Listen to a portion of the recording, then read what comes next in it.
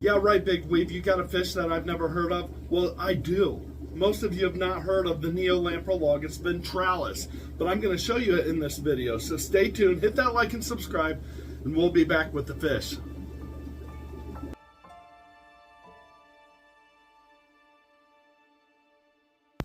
So back in January of 2022, towards the end, I was walking through the fish room and I happened to look into the Neolamprologus Ventralis tank, and to my surprise, I seen some really tiny babies moving around. Now, a lot of the tanks in the fish room I glance by every day. I figure most of the shell dwellers, they always have some sort of fry. But this tank in particular with the Ventralis, it's just one of those tanks that I was not concerned about. I got the pair. Actually, I bought 4 fish in 2020, November. Yeah, it was November of 2020. And the fish came in to, I would say, about 1.5 inches, so they were pretty small. And I had 4 of them. Well, right away, within 6 months, I lost 2 of the fish. So then, it left me with 2 more. Luckily, I did have a pair. Didn't know it at the time, didn't really pay attention, and as the months went by, I kept up on the tank, like all of them, but I would feed them, didn't really pay much attention because they're such skittish fish. Now, being that these fish live in depths of 20 to, they've even been seen 60 meters deep in Lake Tanganyika, going through the sand and the muddy substrates. Maybe this is how the fish are. Maybe they are naturally skittish. I'm not sure. It could be a attention thing in my fish room, but every time I walk up to the tank, the fish were hiding in the rocks. So, to my surprise, when I seen babies poking out, I couldn't believe that I actually had a pair left. I pretty much gave up on this tank and just kept an eye out so I could get more, because I really did not think that I had a pair in there. So, what I've learned is that the male and female look pretty similar, but the male is quite a bit bigger. Quite a bit meaning it just looks bigger. It's not like it's 2 or 3 inches bigger, the male, than the female, but the male is bigger.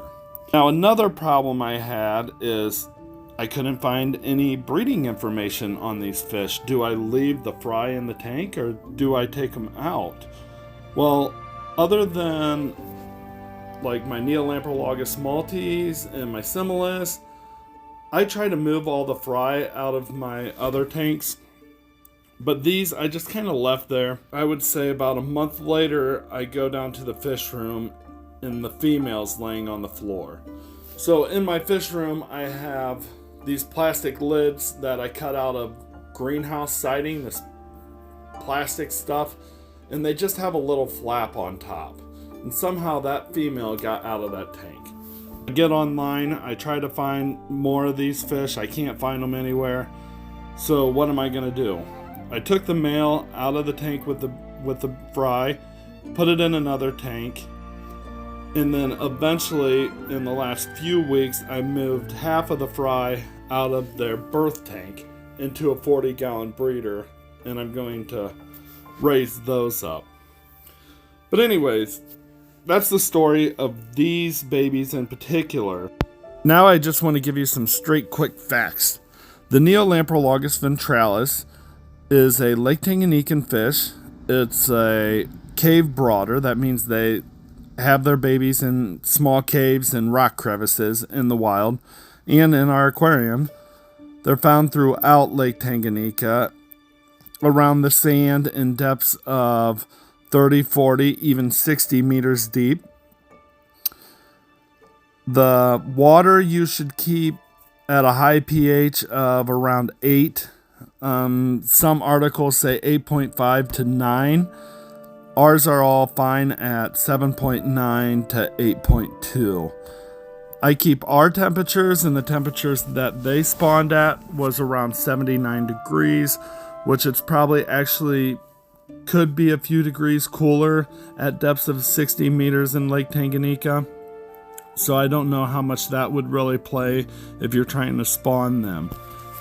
Now, the reason why I say most of you have not seen these fish is because they are rare in the hobby. They're not common like the Lake Malawi cichlids and other cichlids, and that's why they're valuable to me. It's not so much that they're an actual rare fish in the wild, but they're just brought over in imports, and it's more of a specialty fish to hobbyists and collectors, and not so much in the everyday I want a community tank type fish. So this tank that you've seen throughout the video is a 40 breeder, and I will keep these here as long as I can. Anyways, thank you for watching, and we'll see you next time on Dreamweaver Aquatics.